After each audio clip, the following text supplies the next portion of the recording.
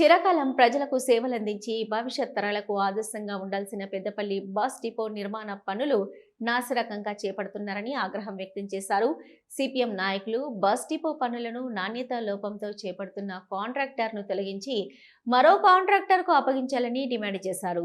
ఏళ్ల తరబడి సేవలందించి ప్రయాణికుల రక్షణను అందించే విధంగా బస్ డిపో నిర్మాణ పనులు చేపట్టాలి కానీ ప్రభుత్వ నిబంధనలు తుంగలో తొక్కి కమిషన్ల కక్కుర్తిపడి ప్రజల ప్రాణాలతో చెలగాటమాడుతున్నారని ఆగ్రహం వ్యక్తం చేశారు.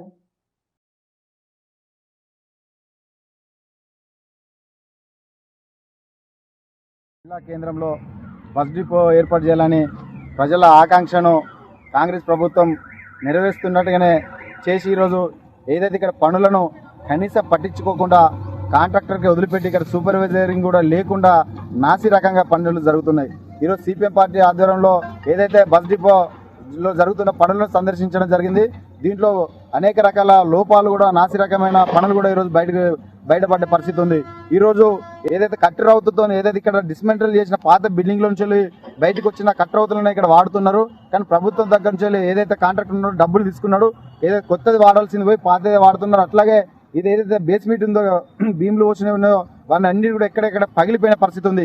ఆ పగిలిపోయి రాడ్లు బయటకు వెళ్తుంటే ఆ రాడ్లు కనబడకుండా ఉండడానికి సిమెంట్ పూసి వాటిని కప్పిపుచ్చిన పరిస్థితి ఉంది. అంటే ఇక్కడ అడుగుతా వీళ్ళు ఏమంటున్నారంటే ఇది ఇంకా పని కాలేదు, ఇంకా పని స్టార్టింగ్లో ఉంది, పని అయిపోయేసరికి ఇదంతా మేము మెరుపులు దిద్దుతాం అంటున్నారు తప్ప అయితే స్టార్టింగ్ స్టేజ్ నుంచి